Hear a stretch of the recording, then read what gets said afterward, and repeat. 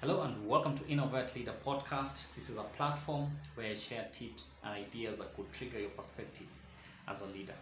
And today I want to talk about excellence in leadership, or what we call leadership excellence. And I want to share three things that I've learned over the years that can help create a rhythm that will be able to enable you to become an excellent leader.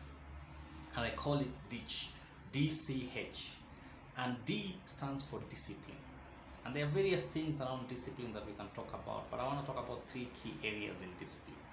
Discipline to be adaptive is critical for the leader. We are living in a dynamic environment. People call it VUCA, people call it BANI, and all these other aspects to describe the nature of our environment today and moving into the future. So being adaptive is a discipline that is critical for leaders. And the second one is integrating your emotions constructively.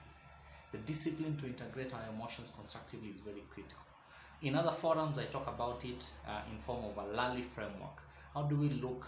How do we ask? How do we listen? And how do we interpret? It's very critical for us to constructively integrate our emotions. In other areas, people call it emotional intelligence and many other aspects. But the critical aspect is how do you integrate your emotions effectively as a leader. The third one around discipline is keep on improving. What kind of rhythms are you creating in the team? Are they effective? If they're not, what kind of change, then dynamism do you need to bring so that then you keep on improving as a leader? So that discipline to keep on improving is very critical. The second aspect is on the courage. And we also look at the courage in three key areas. And the first one is the courage to look inward first. In many cases, we have the courage to look outwards and point out issues on our teams and challenging them for them to be able to grow and so on. But we don't have the courage to actually look inward in ourselves and actually change the behaviors that we know and habits that are affecting our team. The second one is seeking feedback from around us. How do we seek feedback? That is, it requires a lot of courage for us to seek feedback, to ask for feedback, but not only asking for feedback, but also improving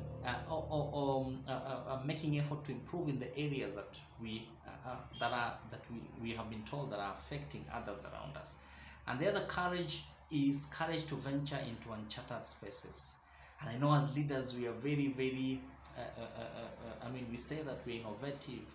We want to actually drive creativity and innovations within our team, but we have the courage. We have the courage to venture and lead into those uncharted spaces. So that requires courage. And the last one is humility, and humility to ask for help. I know in many cases that we would want to be seen as the people who are leading, people who have the energy, but we have the humility to really ask for help and say, here, I don't know, can you assist me? And that is very critical. Humility to appreciate others. We want to be appreciated that the leader, you are the leader in this space and this is what your team has achieved. But are we genuinely appreciating also the others around us? That is very critical. And the last one is humility to check our egos. And this is the fundamental aspect for leaders, that if we have the humility to check our egos, everything else will run smoothly.